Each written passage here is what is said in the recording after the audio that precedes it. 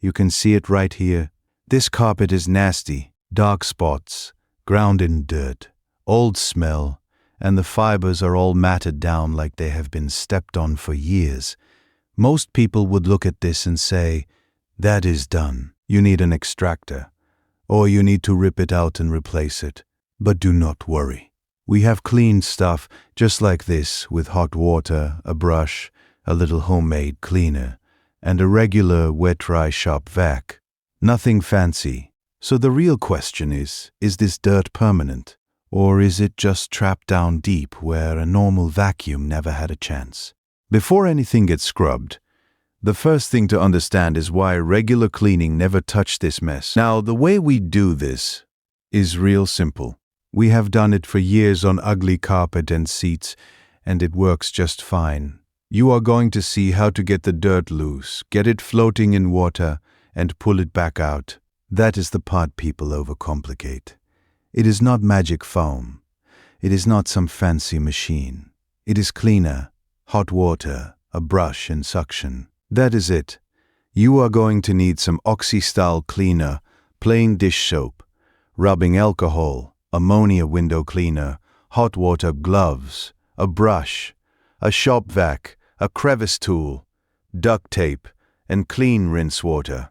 We mix it, soak it, scrub it, let it sit, suck it out, rinse it, and do it again until that water starts coming up cleaner.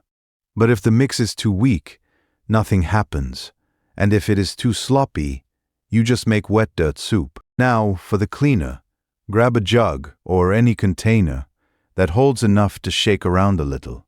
It does not have to be pretty. It just has to hold hot water and not leak all over you.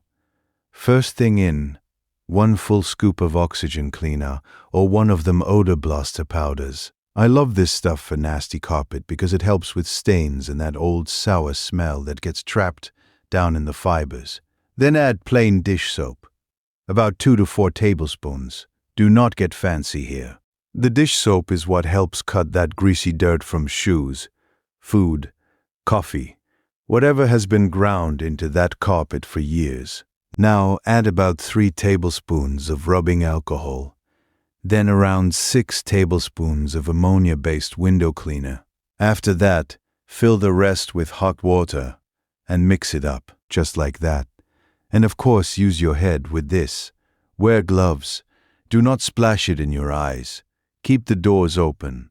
And do not start adding random chemicals, especially bleach. We are making a cleaner, not a science experiment. This mix gives you stain help, grease cutting, smell help, and hot water to wake it all up. Now the cleaner is ready, but dumping it on and instantly vacuuming it back up is where a lot of people mess up. Now, when you put this on the carpet, do not just give it a little mist on top and expect magic. That is the big mistake. If the carpet is nasty, you need enough cleaner to actually get down in there.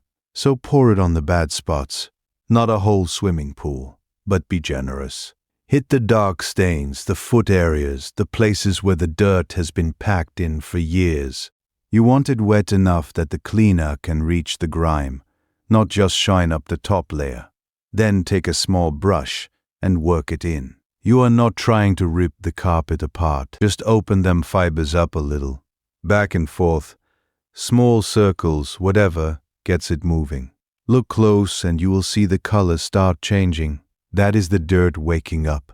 Now let it sit about 15 to 20 minutes. That time matters. The soap, the hot water, all that stuff needs a chance to break loose the old grime and smell. And do not worry if the first pass looks uglier. That is normal. The dirt is coming up from underneath. While that sits, the trick is turning a regular shop vac into something that acts a whole lot like an extractor. Now grab a wet and dry shop vac, not your household vacuum. Do not use that. A regular vacuum is made for dry dust and crumbs, not dirty water, and you will ruin it fast. You want the shop vac because this is the part that actually removes the mess. The cleaner already loosened the grime, But if you just scrub it and leave it there, that dirty water is still sitting down in the carpet. The vac pulls it out, and the little trick is the end of the hose. If you have a crevice tool, put that on there. That narrow opening makes the suction stronger in one small spot, so when you drag it slow across the carpet, it pulls harder. Water, soap, dirt, all of it comes up better. Now, if your crevice tool does not fit your hose, do not make a big deal out of it. Get some duct tape and wrap it on there. It does not have to be pretty. It just has to hold long enough to get the job done. That is your cheap extractor. Simple. Now comes the part where you actually see whether the carpet was stained forever or just packed full of dirty water, waiting to come out. Now before you pull, hit that spot with the brush. One more time. Not crazy hard, just enough to stir up anything that floated up while the cleaner was sitting there. You will feel it get a little slick, a little loose, and that is what you want. Then take a little clean water and trickle it right over the section. Do not flood the whole floor. Just give it enough to rinse that dirty soap and grime so the vacuum has something to carry out. Now put that crevice tool flat on the carpet. Press it down good. Then drag it slow. Real slow. Watch that line right behind the tool. Look at that. That brown water coming up is the proof. That is not just a stain on top. That is dirt down in the fibers. And now it is actually leaving the carpet. This is the part I like because you can see the whole thing change right in front of you. And do not rush this.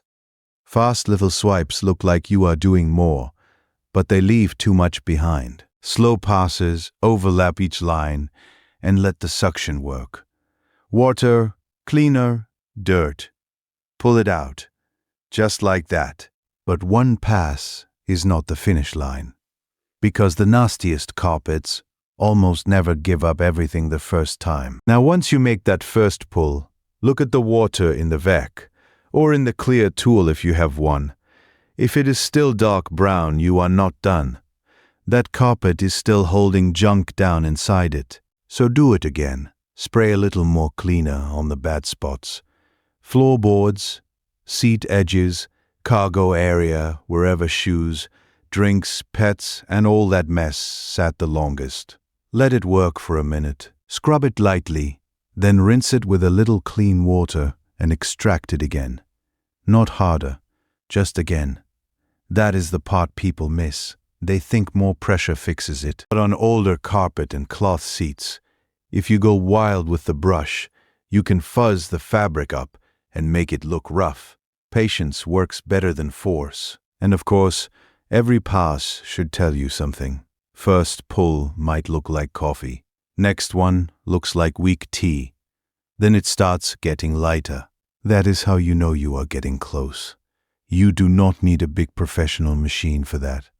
You just need to keep feeding it clean solution and pulling the dirty stuff back out. That is it. Repeat the cycle until the water tells the truth. Once the dirt is out, there is still one thing that can ruin the whole job if you ignore it. Leftover moisture. Now this is where you slow down and use the shop vac dry. No more spraying, no more rinsing. Just make several slow passes and pull as much water out as you can. Go one section at a time. Push the nozzle down. Drag it slow and listen to it. At first it will sound like it is grabbing water. Then it gets lighter. That tells you the carpet is not holding as much down underneath. And do not flood around seat controls, wires, little plugs or anything under the seat. Clean controlled areas. A wet carpet is one thing. Soaked foam and electronics is a different problem. Because here is what happens. A carpet can look beautiful on top, but if dirty water or soap is sitting deep inside, a day later it can smell sour. That clean smell does not stay. So leave the doors open if you can. Crack the windows. Put a fan blowing through it. Moving air is your friend. That is it. Pull the moisture out, give it air, and do not rush the drying. And that brings us to the real lesson hiding under all this. dirt. And that is the part a lot of people miss. The stain was not really the villain. The dirt stuck under it was. That ugly carpet is usually packed with old spills, road grime, body oils, food crumbs, and soap left from somebody trying to clean it before. So when you spray the cleaner on there, you are not doing magic. You are breaking that stuff loose. Then the brush opens the fibers. The wait time lets the cleaner work down in there, and the shop vac pulls it back out. That is the whole deal. Now, would a fancy extractor make it faster? Of course. I love good tools, but the basic process does not change. Loosen it, work it, let it sit, pull it out. If you do those simple steps right, a regular shop vac can do a whole lot. So when you step back and look at the before and after, the answer to that first question is pretty clear. So yes, even a nasty car carpet that looks too far gone can come back a long way with cheap supplies and a regular wet and dry shop vac.